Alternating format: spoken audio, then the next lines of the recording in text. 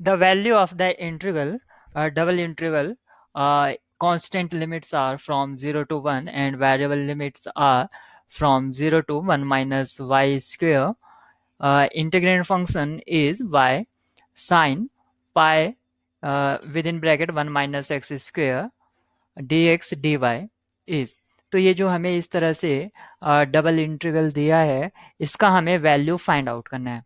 तो जब भी आपको डबल इंटीग्रल दिया जाता है और ये एक हायर मैथमेटिक्स एग्जाम के लिए क्वेश्चन होता है, मतलब 12th वगैरह लेवल पर नहीं, तो उसमें हम क्या करते हैं कि आपको अ, ये एक स्पेसिफिक टॉपिक के लिए दिया जाता है। अगर हम उस टॉपिक का यूज़ करते हैं तो ये बहुत ही आसान हो जाता है, अदरवाइज इसको करना थोड़ा कॉम्प्लिकेटेड हो सकता है। तो जो हमारा इंटीग्रेंड फंक्शन है वो है y sine with in bracket pi with in bracket 1 minus x whole square d x. तो यहाँ पर सबसे पहले आप देखेंगे x के रेस्पेक्ट में यहाँ पर इंटीग्रेट किया गया है, और इसकी जो लिमिट है लोअर है ये 0 और जो अपर है 1 माइनस वाई स्क्वेयर। तो अगर मैं सबसे पहले इसको x के रेस्पेक्ट में करता हूं तो आप यहाँ पर देख सकते हैं ये एक अलजेब्रिक फंक्शन है और एक ट्रांसेंडेंटल फंक्शन है, जिसमें आपको साइन के साथ क्या मिल रहा है, पाई मल्टीप्लाई कर रहा है 1 माइनस एक्स के होल स्क्वेयर से। तो यहाँ पर साइन एक्स स्क्वेयर टाइप का, यानी कि अगर मैं इसको कैपिटल एक्स रीड करूं तो इस टाइप का हमें कुछ मिल रहा है। अब साइन एक्स का तो हमें इंटीग्रेशन पता है, इस टाइप का तो पता है, लेकिन साइन एक्स स्क्वेयर का हमें नहीं मालूम है। अगर सपोज करो हम इसको एक्स स्क्वेयर को अगर लेट कर ले टी वगैरह, तो इसका जो डेरिवेटिव होगा यानी कि जो x आएगा 2x, यानी कि टू तो कांस्टेंट रहेगा, तो जो x है वो हमें एज ए इंटीग्रेंट फंक्शन में अवेलेबल नहीं है। तो इसको x के रेस्पेक्ट में करना कॉम्प्लिकेटेड हो सकता है।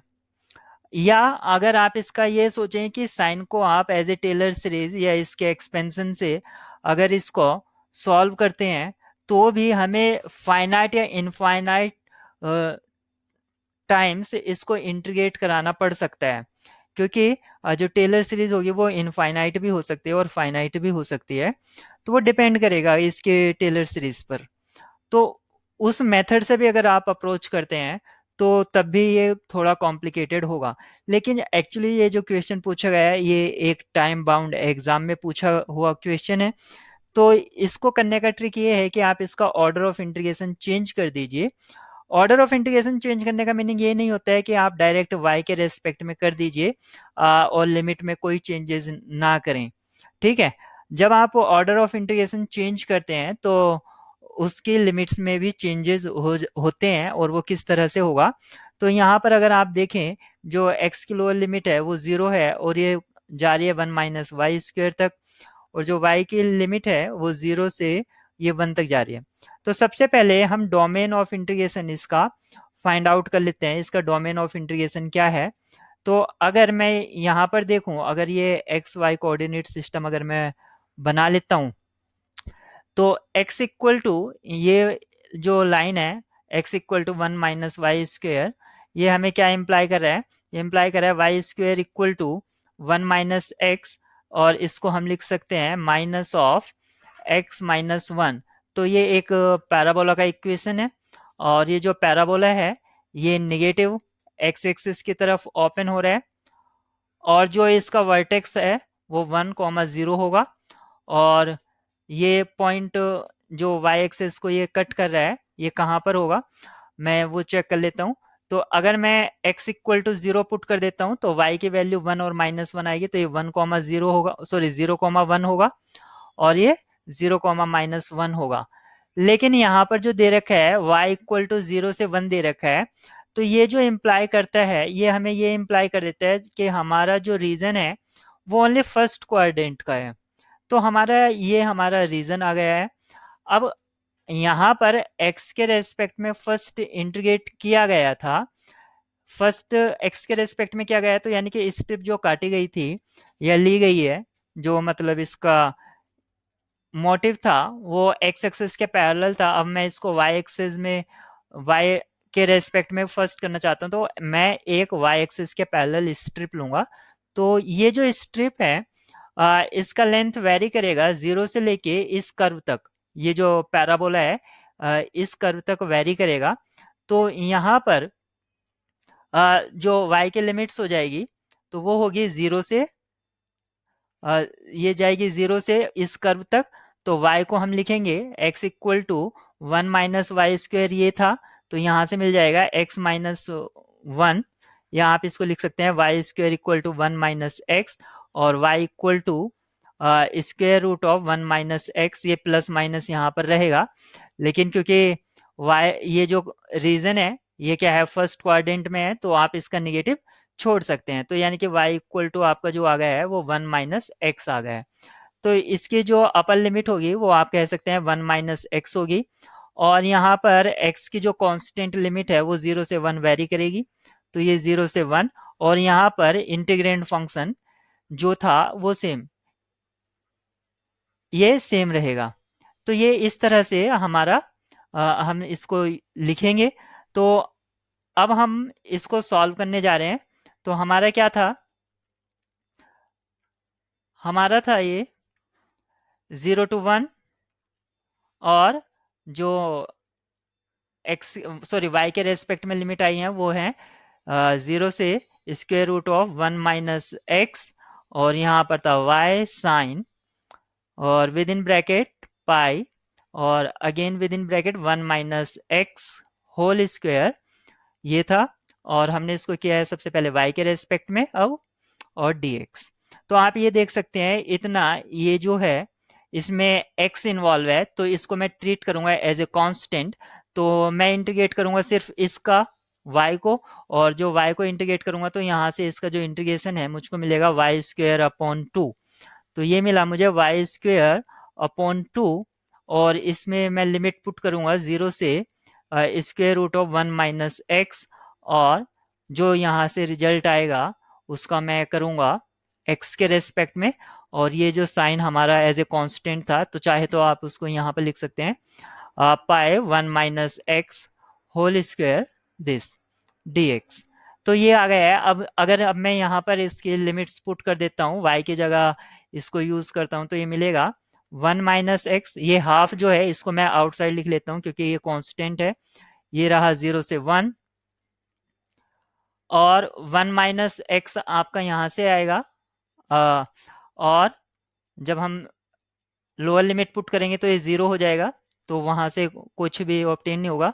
फाइनली आपको यहाँ पर sine pi with in bracket 1 - x whole square this dx। तो अब जैसे कि हम शुरुआत में बता रहे थे कि इसको आप लेट कर लीजिए 1 - x को, 1 - x का होल स्क्वायर को ही आप डायरेक्ट लेट कर लीजिए t। तो यहाँ पर मिलेगा 2 times 1 - x dx equal to dt। तो यहाँ पर जो 2 आ रहा है इसको आप इधर राइट में भेज दीजिए, तो मैंने राइट में डायरेक्ट इसको भेज दिया, तो ये 1/4 कर दिया यहाँ पर। और इसकी अगर लिमिट चेक करते हैं तो इसकी लिमिट में क्या होगा, जैसे x 0 को टेंस करेगा, when x tends to 0, then t क्या हो जाएगा आपका 1 हो जाएगा, और जब ये 1 को टेंस करेगा तो t क्या हो जाएगा आपका 0 हो जाएगा। तो इसकी जो अब न्यू लिमिट्स होंगी वो आपकी ये हो जाएगी 1/4, और ये 1 से 0। और देखिए अब आपको ये जो 1 - x है ये एज ए प्रोडक्ट में मिल गया है as a in integrand function. तो आपका यहाँ पर ये क्या हो जाएगा, साइन ये हो जाएगा पाई t dt। अब आप सोच रहे होंगे लोअर लिमिट 1 और अपर लिमिट इसकी 0 है, तो इसका मीनिंग ये नहीं है कि लोअर लिमिट हमेशा कम होता है। आ, ये आपको यहाँ से कॉन्सेप्चुअल तो पता चल ही रहा है। अगर आप इसके ग्राफिकल अगर आप इसको देखेंगे तो ये जब आप इसका ग्राफ प्लॉट करेंगे तो यहाँ पर आपको मिलेगा ये कुछ इस तरह से इसका कर्व, सॉरी ये गलत हो गया है, इसका जो कर्व होगा वो कुछ इस तरह से बनेगा। तो यहाँ पर ये आपका कहीं पॉइंट होगा 1, 1, 0। और ये जो पैराबोला है, तो जैसे इसका जो ये कर्व है, जैसे जैसे मैं वन की तरफ अप्रोच करूंगा तो यहाँ पर अगर एक्स वन को अप्रोच करेगा तो वाई आप देख रहे हैं यहाँ पर ये जीरो हो रहा है, और जैसे ही मैं जीरो की तरफ अप्रोच करूंगा तो वाई यहाँ पर आप देख सकते हैं वन को अप्रोच कर रहा है। तो यहाँ पर इसका सेंस पूरा ठीक है, लेकिन कुछ स्टूडेंट को यहाँ पर कंफ्यूजन हो सकता है कि लोअर लिमिट हमेशा डाउन होता है, यानी कि कम होता है, लो उसका वैल्यू कम होता है और अपर का हमेशा ज़्यादा होता है। कहीं आप ऐसी गलती मिस्टेक ना कर दें कि जैसे कि एक्चुअली हाँ, यहाँ से dx जो है जब हम इसका इंटीग्रेट करेंगे तो यहाँ से माइनस भी आएगा, तो ये माइनस वन अपॉन फोर भी आप यूज करेंगे, क्योंकि आपने इसको लिखा two times one minus x, और फिर जब इसका इंटीग्रेट करेंगे तो माइनस आ जाएगा, तो ये माइनस वन अपॉन फोर हो जाएगा। अब साइन का जो इंटीग्रेशन होगा वो होगा माइनस के कोस, तो ये फाइनली आपका पॉजिटिव में टर्न्स हो जाएगा। तो मैं इसको पॉजिटिव लिख लेता हूँ, ये हो जाएगा कोस पाई टी, और वन अपॉन फोर आपका चल ही रहा है पहले से ही, वन अपॉन फोर, और इसकी जो लिमिट है वो है वन से जीरो। तो अब इसमें लिमिट पुट करेंगे हम, तो जब हम लिमिट पुट करेंगे तो टी की जगह पुट करेंगे तो कोस पाई, और कोस पाई का ये कोस का ग्राफ होता है तो ये इस तरह से होगा। तो यहाँ पर ये निगेटिव हो जाएगा, तो कोस पाई आपका सबसे पहले जीरो पुट करेंगे तो वन अपॉन फोर, और जीरो पुट करा, कोस जीरो का वैल्यू वन, माइनस, और फिर कोस पाई का वैल्यू माइनस वन, तो ये प्लस वन हो जाएगा। तो यहाँ पर वन प्लस वन टू हो गया, यानी कि ये हो गया वन अपॉन टू। तो इसका जो आंसर आया है वो वन अपॉन टू हमारा इसका आंसर ऑब्टेन हुआ है। तो हम देख लेते हैं वन अपॉन टू हमारा किस में है।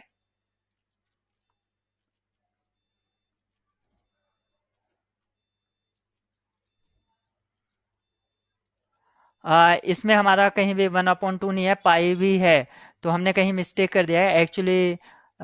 हमने यहाँ पर मिस्टेक कर दिया है, क्योंकि ये कोस जब हम साइन का इंटीग्रेशन करेंगे कोस पाई टी, तो पाई जो रहेगा वो इसका डिफरेंशिएशन जो रहेगा वो वन अपॉन में आ जाएगा, तो ये pi as a constant one upon करके आएगा, तो ये यहाँ पर आ जाएगा, तो इसका जो वैल्यू है वन अपॉन टू पाई, ये आंसर होगा। तो यानी कि इसका जो ऑप्शन है वो फर्स्ट ऑप्शन इसका ट्रू हो जाएगा।